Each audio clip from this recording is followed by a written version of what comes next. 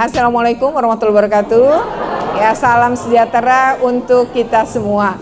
Saat ini saya berada di SMK Negeri 51 Jakarta, dan di sini ada kegiatan penguatan karakter penerapan sekolah anti perundungan.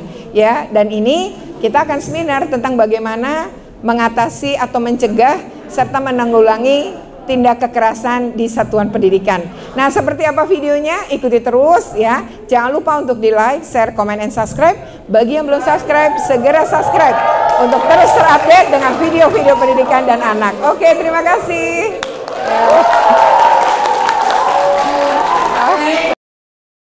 Yang saya hormati Bapak Maulana Ibrahim SAG selaku Pembina OSIS dan Ketua Pelaksana.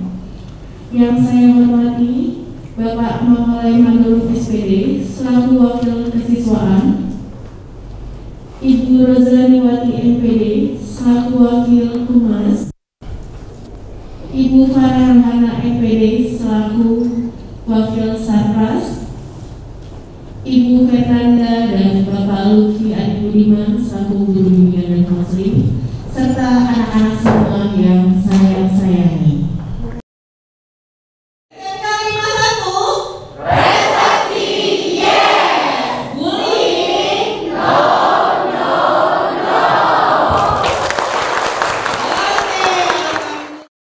Kok bisa sekolahnya nggak tahu? Ya, harusnya sekolah tahu peristiwa-peristiwa, karena anak yang mengalami kekerasan biasanya menunjukkan perubahan pada perilakunya. Dia menjadi murung, depresi, dan mestinya kalau yang melakukan sekelompok anak, apalagi satu kelas, harusnya juga diketahui karena banyak saksi kan. Anak-anak lain juga melihat. Oke, bahwa ada kekerasan di dunia pendidikan kan? Melibatkan anak dengan anak. Itu banyak sekali ternyata sekarang.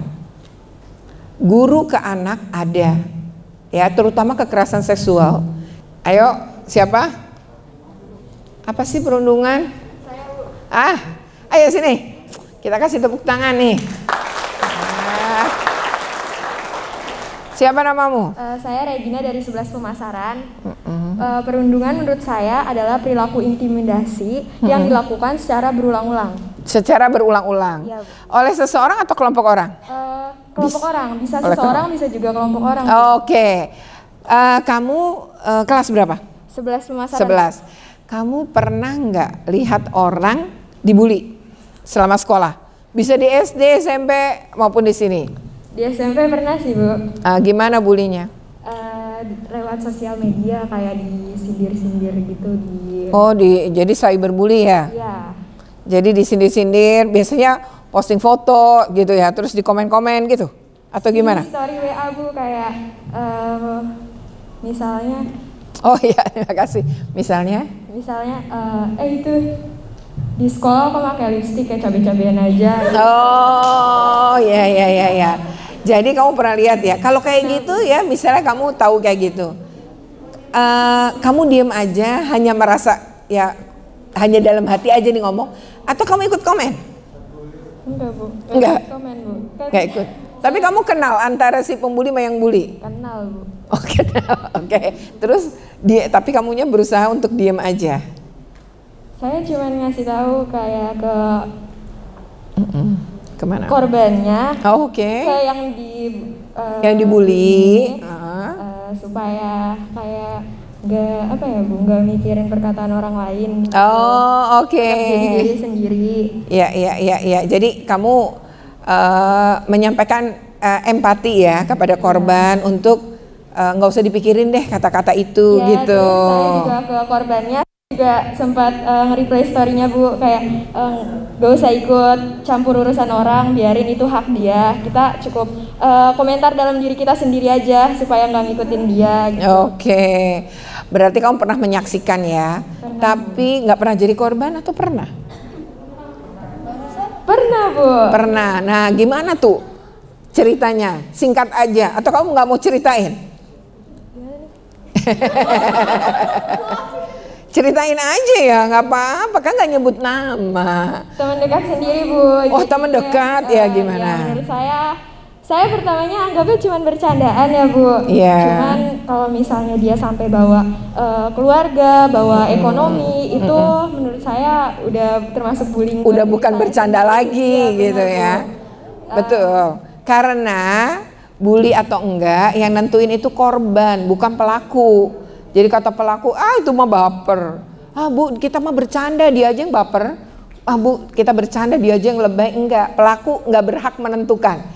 Yang berhak menentukan itu bully atau tidak adalah korban. Ukurannya ada di korban. Nah, pada saat kamu ngalamin kayak gitu, apa yang kamu lakukan? Pertama-tama saya sharing dulu ke teman-teman dekat saya Bu. Terus habis itu saya minta pendapat, ini gimana nih. Terus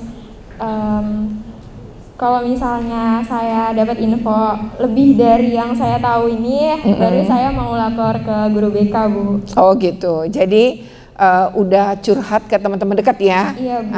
Itu yang paling tidak speak up ya, ngilangin perasaan beban di hati kamu ya. Kamu cerita nggak sama orang tua? Cerita Bu. Oh cerita. Cerita juga. Terus orang tua kayak bilang saya buat nanganin semuanya, nggak pakai emosi, bisa ngelewatin semuanya. Kalau misalnya dia kayak gitu, nggak usah didengerin karena kita harus tetap jadi diri kita sendiri, nggak usah dengerin orang lain. Karena kalau kita dengerin orang lain, kita nggak akan maju, kata mami saya begitu Bu. Oh tepuk tangan ya, luar biasa ya. Oke. Nah, kamu mau ngomong apa kira-kira sama orang yang membuli kamu saat ini? Buat orang yang ngebully saya, nggak usah so merasa paling tinggi karena di atas kamu masih ada yang lebih tinggi dari kamu.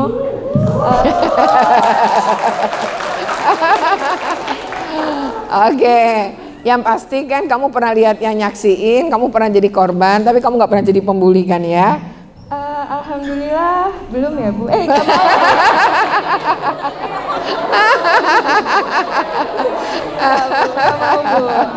Oke. Coba kamu omongin ke teman-teman untuk nggak ngebully dan gimana rasanya orang itu dibully gitu. Teman-teman semua yang ada di sini jangan pernah ngebully karena kalau dibully tuh rasanya sakit banget ya, kayak mereka nggak tahu tentang hidup kita tapi mereka ikut campur urusan hidup kita. Jadi intinya jangan ngebully karena kalian nggak tahu rasanya dibully kan. Itu aja sih Bu. Oke, terima kasih, tepuk tangan ya. Oke. Bullying adalah perilaku yang nggak nyenengin. Ya baik. Ya itu dia secara verbal, secara fisik, secara sosial di dunia nyata maupun di dunia maya. Ya jadi bisa dunia nyata, bisa dunia maya yang membuat seseorang itu merasa tidak nyaman. Tadi diomongin ya, dia ngerasa nggak nyaman, sakit hati, tertekan ya. Dan biasanya bully itu dilakukan oleh satu orang terhadap satu orang lainnya atau satu orang terhadap kelompok orang terhadap satu orang. Ya. Itu lain disebut bully. Nah sekarang yang cowok coba, yang cewek aja hebat tuh berani bicara. Yang cowok apa bully tuh versinya? Ayo mana yang cowok? Nah, ayo sini. Mana?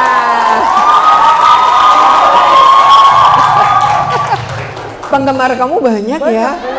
Ngefans, barang ngefans.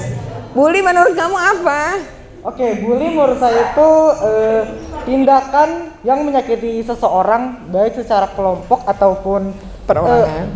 Iya, yang bully itu kelompok atau seseorang yang baik secara verbal maupun fisik. Oke. Jadi bully itu sesuatu yang mirip-mirip penindasan ya? Benar. Oke. Kamu pernah dibully atau pernah jadi pembuli atau pernah jadi saksi bully? Tiga-tiganya ya? Gimana sih? Kalau jadi apa ya? Korban. Oh korban. Korban Okay. pernah. Oke. Itu waktu masih SMP, SD atau sekarang SMK? SMP pernah. SMP. Oke. Dilakukan sekelompok orang apa satu orang? Sekelompok. Apa bully yang kamu terima? Verbal, fisik atau apa? Apa itu? Pokoknya saya kayak apa sih? Dikucilkan? Gimana ya? Didorong? Dikerubutin? Oke. Terus dikerubutin itu, saya kan lagi main sama temennya, kirain ini saya tuh ngerebut pacarnya ini. Wah. Jadi oh gitu. Kayak dilabrak gitu deh, Bu. Dilabrak tapi keroyokan. Benar. Oke. Sempat dipukul nggak? Enggak, cuman nyampe deket banget gini. Diancam. Enggak sih, cuman kayak ditanya-tanyain doang. Oke. Jadi kayak dilabrak lah ya. Itu waktu SMP ya. Iya. Padahal kamu nggak ngerebut pacarnya ya? Enggak. Cuma pacarnya deket sama kamu? Deket.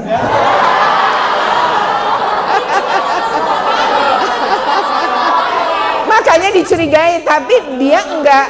Dia hanya dekat, tapi tidak dengan perasaan cinta, sahabat. Kayaknya kalian nggak yakin baca kata-kata dia.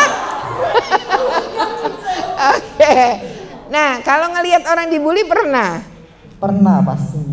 Pernah. Apa yang kamu lakukan? Oh, dia membulinya? Oh, enggak katanya. Jadi saksi. Iya. Pada saat orang itu bulinya apa? Bully verbal atau bully fisik?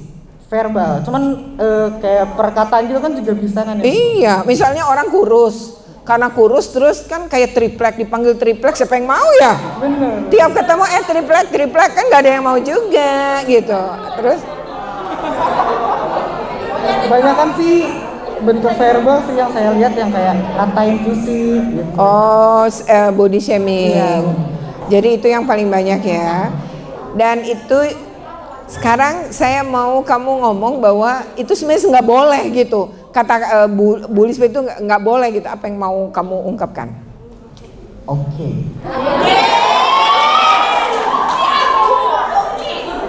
Ingat semuanya. Bullying itu nggak boleh banget. Karena kalian punya hati kan? Iya. Itu hati benar-benar Tersakiti. Bakal tersakiti kalau kena bullying. Makanya kalian nggak mau kan hati tersakiti? Nggak usah pacaran dan nggak usah bullying. Terima kasih ya.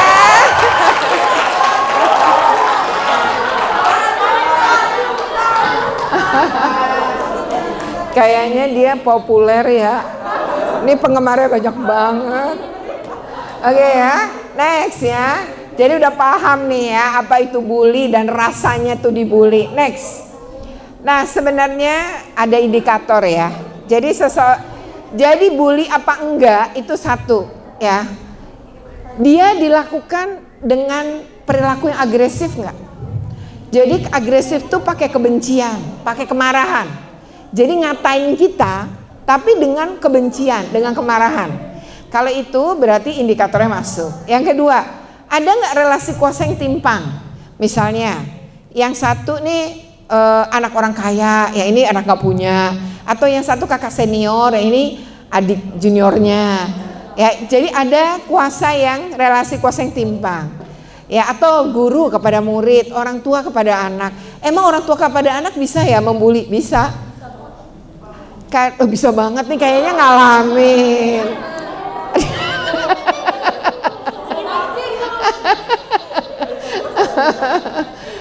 Kayaknya harus diungkapin deh.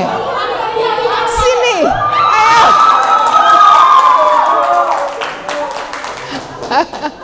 Ya, jadi gini. Ada relasi kuasa yang timpang. Yang kedua tadi berulang. Nah, jadi kalau dia berulang, kemungkinan besar tadi bully. Tadi kan kamu ngomong berulang ya, siapa ya? Nah, sekarang nih ya. Kamu kan tadi bilang begitu. Kadang tuh ya orang tua suka banding-bandingin anak ya. Bener banget, bener. Jadi bilang gini, kok kamu gak kayak kakakmu? Betul banget. Oh. Ngerasain banget. Terus kok kamu gak kayak anaknya temennya mama gitu ya? Padahal tiap anak tuh unik, tiap anak berbeda. Jadi nggak bisa dibanding-bandingin. Orang tua aja nggak mau dibanding-bandingin kok, ya apalagi anak. Nah, sekarang nih ada temenmu nih yang waktu ngomong itu dia semangat banget. Ada yang mau diungkapin? Ada banget. Ayo silakan. Kita kasih tepuk tangan dulu. Nah. Jadi cerita aja kali ya, Bu? Iya boleh. Karena emang niatnya pengen cerita ya. Iya. aku punya sepupu, kakak sepupu. Dia itu anaknya tuh kalem banget tuh, terus pintar juga. Sedangkan aku orangnya berisik. Kalau nggak ngomong tuh rasanya tuh heboh gitu ya orangnya ya. Harus heboh gitu. Terus suatu hari mamaku emang kayaknya lagi emosian gitu, jadi kayak lagi sensi lah. Terus aku teriak-teriak sambil nyanyi. Terus mama saya dulu ngomong gini, berisik banget sih lu, gini. Wah, ini aku kakak lu tuh gini. Terus aku diem aja. Terus diem tuh dari nyanyi aku langsung diem. Terus dia tuh belajar nggak kayak lu teriak-teriakan gitu. Terus kenapa gitu? Aku harus apa gitu, ngikutin kan bukan aku banget gitu, jadi Iya. Ntar kalau pada diem, ntar teman-teman aku kaget kesurupan gitu. Dia jadi kayak kaget gitu. Oke, terus waktu kejadian itu kamu ngerasa tersakiti pada saat banget tersakiti banget. Pernah ngomong sama orang tuanya? Aku bilang kayak gini, mamanya kakak sepupu aku emang maksudnya gak emosian kalau ngajarin anak tuh gak bentak-bentak. Aku bilang kayak gini ke mama aku, mama kalau misalnya pengen aku kayak dia, tapi mama gak bisa kayak itu.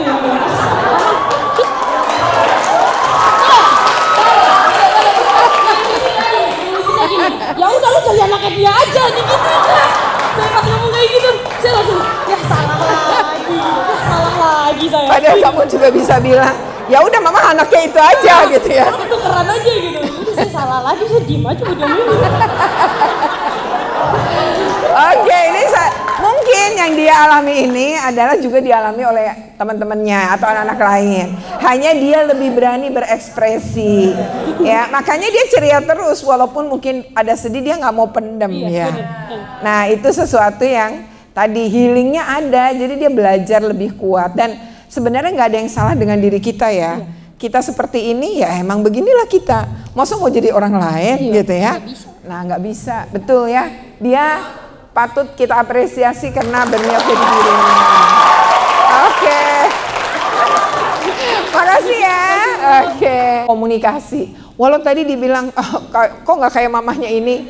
Lalu ya udah lu jadi anaknya dia aja gitu. Itu kan menunjukkan orang dewasa pun nggak mau dibanding-bandingin kan. Nah, jadi apa yang dirasakan orang dewasa kan dirasakan anak juga. Kalau orang dewasa nggak suka A, anak juga nggak suka A. Kalau orang dewasa nggak suka B, anak juga. Harusnya begitu menilai. Dan satu hal lagi, saya misalnya atau bapak ibu guru itu pernah jadi anak-anak. Sekarang kita manusia dewasa. Dulu kita pernah jadi anak-anak dan merasakan jadi anak-anak. Sementara kalian tidak pernah merasakan jadi dewasa kan? Belum kan? Jadi kalian ya anak-anak. Anak itu ya seperti ini.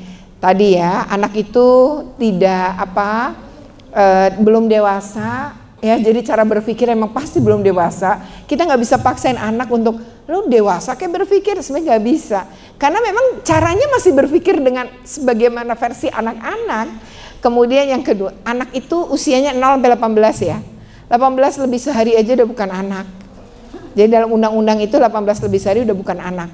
Nah, jadi ketika kalian menjadi anak ya, kondisinya yang seperti itu, ya itulah kalian. Dan satu lagi, anak itu peniru ulung. Jadi kalau orang tuanya ngelakuin, anak bisa jadi niru. Kalau suka dipukul, ya anak jadi suka mukul. Suka dicaci maki, anak juga pasti akan melakukan mencaci maki. Karena memang dia merasakan dan mencontoh itu gitu ya. Next. Bisa next, Pak? Nah, ini bentuk-bentuknya ya. Secara verbal, tadi kalian udah tahu, nggak perlu saya jelasin. Secara fisik ya, maupun secara sosial. Secara sosial itu tadi mengucilkan. Misalnya teman sekelas, ulang tahun diundang semua kecuali kita. Berarti itu mengucilkan, itu membuli juga. Kemudian misalnya, yuk semuanya diajak makan, ditraktir teman satu geng kecuali kita. Itu juga adalah pembulian. Nah, tapi bentuknya adalah bully secara sosial. Next. Tadi membanding-bandingkan tuh bully sosial juga sebenarnya. Karena dia membandingkan kita dengan orang lain. Kan ada pelibatan, jadi disebutnya sebenarnya pembulian secara sosial. Berikutnya adalah pembulian di dunia maya. Nah, ini yang sekarang tinggi banget angkanya. Apalagi sejak pandemi. Kalian nggak sekolah, pindahnya ke dunia maya semua. Nah, maka tadi ada cerita ya bagaimana pembuli di dunia maya itu adalah sebuah fakta. Kalau di dunia maya kan kamu harus punya gadget, terkoneksi internet gitu ya, punya media sosial. Makanya kalau di media sosial ini enak. Kalau kita tidak menyukai sesuatu atau merasa terganggu, ya kita tinggal, akhirnya kita bisa lakukan pemblokiran. Kalau udah kita anggap udah nggak nyaman gitu, ya itu bisa sebagai salah satu cara. Lanjut. Nah, dampak perundungan. Kenapa nggak boleh bully seperti teman-temanmu tadi bilang? Karena satu, secara mental orang bisa terdampak. Mental itu gini, dia tersakiti, dia pendam, dia diam, lama-lama merusak. Coba ya, sesuatu yang buruk kita rasakan, terus kita simpan, akhirnya jadi sampah di dalam tubuh kita. Sampah itu dibiarkan bisa busuk. Kalau dia busuk, dia bisa racun dalam tubuh kamu, sehingga kamu bisa sakit fisik. Padahal yang sakit sebenarnya mentalmu awalnya, tapi akhirnya terkena fisikmu. Maka biasanya orang yang nggak sehat mental bisa nggak sehat fisik. Lalu orang tua kita itu kerap kali orang Indonesia, kalau anak sakit fisik langsung ke dokter. Tapi begitu anak sakit mental, dia nggak kebawa ke psikolog. Dia anggap nggak kelihatan kan?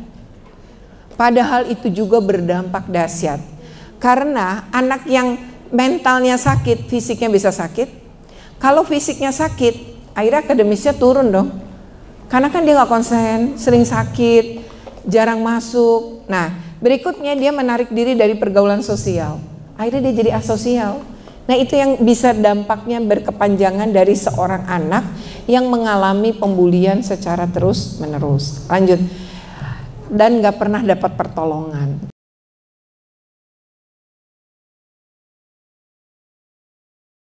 Sekolah sama murid itu harus saling peka gitu kan. Tapi kalau misalnya pelaku pembulinya itu bukan pelaku ya, tapi kan kita sebagai korban kita nggak tahu dong itu termasuk bully apa enggak, karena yang dilihat dari korban bukan dari pelaku.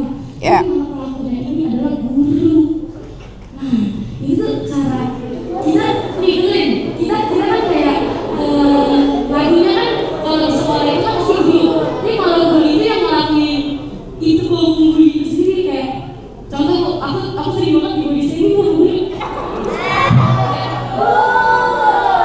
Bener nggak? Sering banget kan kalian kasih body shaming kan? Nah jadi tuh bener kayak aku tahu kalau misalnya bercanda, tapi kan menurut aku tuh udah terlalu menyakiti aku gitu. Terus aku kayak ngomong apa ke dia tuh takut dibilang kan gak sopan atau gimana gitu. Jadi cara biar dia udah gini aja gak usah komen badan saya gitu. Itu gimana gitu cara ngomong ke guru itu gitu. Itu sih dari saya. Oke, perkenalkan saya Pandu Gunafi dari kelas 12 film. Saya mau nanya, gimana sih cara mencegah cyberbullying itu gimana sih? Oke, sekian pertanyaan saya. Terima kasih. Adalah bagaimana kalau pelaku itu adalah guru ya. Menurut saya adalah guru kan kan ini pasti nggak semua guru, ini oknum guru kan, ya saya yakin. Dan kalau memang kayak begitu, pertama kalau kamu memang merasa bahwa ini kayaknya harus orang lain yang menegur, ya bisa dibuat begitu. Kalau kamu nggak mungkin gitu. Misalnya menceritakan kepada orang yang kira-kira menurut kamu tuh guru ini paling hormat tuh kepada yang mana nih? Guru lain. Nah ternyata kalau guru yang lain itu adalah orang yang enak diajak ngomong, kamu ngomong aja dan bilang bahwa kamu tidak suka sebenarnya dia mengeluarkan kata-kata ini, kata-kata itu menyakiti saya tidak menyukai. Kalau kamu tidak berani ngomong. Jadi kan karena relasi kuasa kamu relasi kuasanya yang timpang, kamu masih diajar dia, mungkin kamu merasa wah nanti bahaya juga nih buat nilai saya apa kalau dia tersinggung, maka sebaiknya gunakan orang lain ya. Orang lain itu akan ngomong dengan caranya. Pokoknya itu pesankan bahwa jangan sampai yang bersangkutan tuh ngerasa tersinggung, tapi saya ngungkapin ini karena saya merasa tidak berani mengatakan langsung.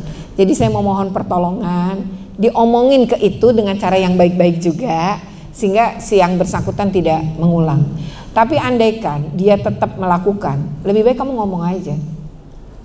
Dengan kata sopan, tulis kata-kata, tulis aja, ditulis panjang, dengan kalimat yang sangat sopan, baca ulang kali gitu ya, dengan mengatakan bahwa saya tidak senang atau saya merasa tersakiti dengan kata-kata ini. Omongin aja. Kita harus speak up. Dia harus tahu bahwa itu nggak benar gitu. Jadi bukan berarti bahwa seorang pendidik kemudian ya dia berhak ngomong begitu sama diri kamu. Nggak, kamu harus ngomong menurut saya. Yang kedua adalah dan ketika kamu tadi ya tidak menyebut nama, sebenarnya kamu menghormati orang itu. Kamu sudah bersikap sebenarnya sepatutnya, ya. Dan sepatutnya tidak ada orang yang berhak menilai kamu dengan buruk. Tidak ada orang yang berhak mengata-ngatai kita, meskipun mungkin kita secara kepandaian bukanlah orang yang paling pintar, secara fisik mungkin banyak kekurangan, tapi tidak ada satupun manusia yang berhak mengata-ngatai kita. Kita kan ciptaan Tuhan, dia sama dengan menghina Tuhan sebenarnya, dengan mengata-ngatai kita gitu ya, atau mengatakan kata-kata yang menyindir kita atau apapun. Kalau nggak suka omongin aja, nah. Siapapun orang itu nggak berhak melakukan itu sama kalian, ya.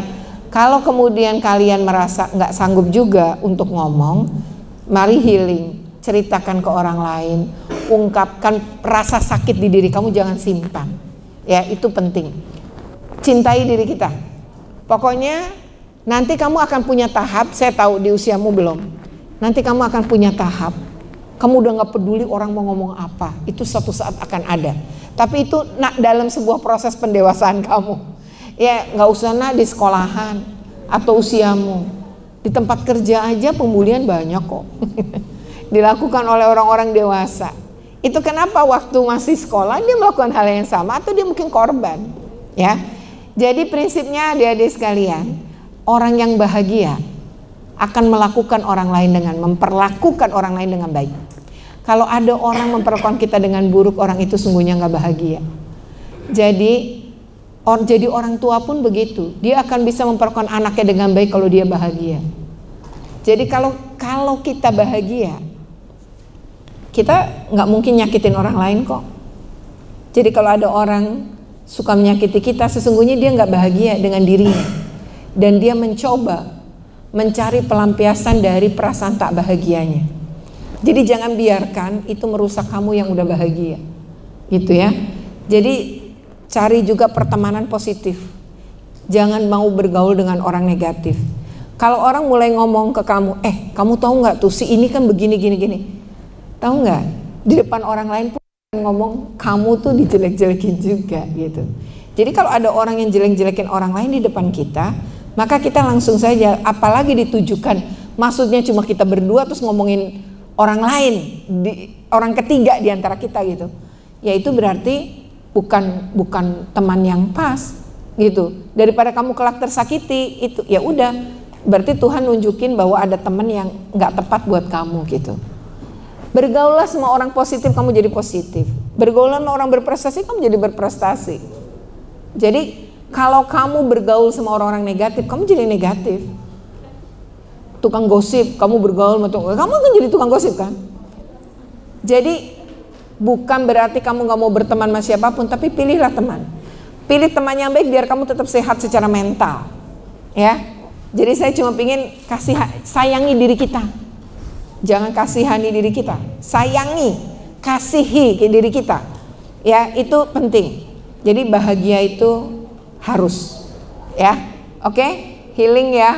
Jadi kalau saya merasa dulu seumur kamu tuh, kalau saya merasa bersalah, nggak enak, saya suka natap kaca, cermin, terus saya bilang sama kaca itu, kamu bukan manusia sempurna, kamu pasti pernah salah, maafkan, ayo maafkan dirimu gitu. Atau biasanya saya suka megang bahu saya begini ya, saya tepuk-tepuk, akan baik-baik saja, terus saya baca Al-Fatihah, karena saya Islam ya, saya baca Al-Fatihah, tapi untuk diri saya. Habis itu saya tepuk-tepuk diri saya, kamu akan baik-baik saja, kamu baik-baik saja. Tarik nafas, nah gitu, jadi biar kamu tuh baik-baik aja. Jadi jangan pernah orang lain menyakitimu, terus dia bisa menari-nari di atas penderitaan kamu. Jangan, hempaskan, lupakan. Cara healing ya, cari teman lain yang lebih lebih baik dan bisa menerima kamu apa adanya. Jadi kalau semakin semua orang positif dan semua orang bahagia, nggak akan ada kekerasan sebenarnya. Yang kedua, ya, bagaimana sih sebenarnya mencegah cyberbully? Kalau kita mau mencegah cyberbully, pertama ya emang sebaiknya kita tidak terlalu aktif di media sosial kan, gitu. Yang paling gampang kan. Tapi kayaknya itu tak mungkin di dunia yang generasi Z. Nggak mungkin gitu kan. Nah kalau kemudian terjadi sama seperti yang saya sebut tadi, milih dalam bergaul tuh milih orang yang positif. Jadi kalau orang ini negatif, kita posting negatif, kita blokir aja dia, biar dia tak, malah enak kalau di media sosial. Dengan memblokir kita menunjukkan saya nggak suka kamu. Alasan saya tidak suka kamu pun adalah karena kamu selalu bicara negatif dan menyakitkan. Sebelum memblokir kamu ngomong, saya tidak suka. Bisa kamu posting di jawaban saat dia ngomong, atau bisa kamu direct langsung ke dia. Tapi kalau memang mau ngomong nggak apa-apa. Jadi setelah kita ngomong blokir, jadi dia tahu alasan. Tapi kamu yakini dulu dia udah baca, udah baca, udah oke. Setelah itu blokir. Apalagi dia jawab lagi dengan kata-kata yang menyakitkan, blokir. Blokir itu menunjukkan kamu menyatakan menolak dia, berteman dengan dia. Itu nggak apa-apa kan kalau di dunia maya. Yang susah kan kamu tetap teman sekelasnya, dia ngata-ngatain kamu, kan dia nggak bisa kita ilangin di dalam kelas kita kan. Tapi kalau di dunia maya gampang ilangin ya kan, blokir aja. Saya aja yang udah dewasa begini masih ngalamin kok.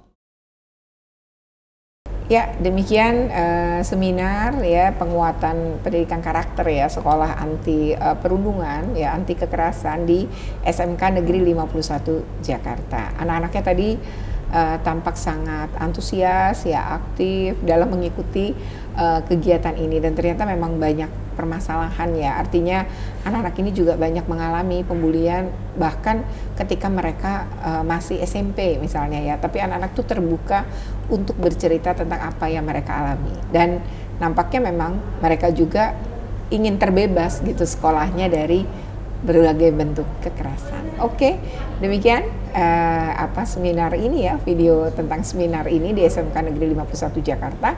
Semoga bermanfaat ya. Sebelumnya jangan lupa untuk di like, share, komen, dan subscribe. Bagi yang belum subscribe, segera subscribe untuk terus terupdate dengan video-video pendidikan dan anak. Oke, terima kasih. Wassalamualaikum.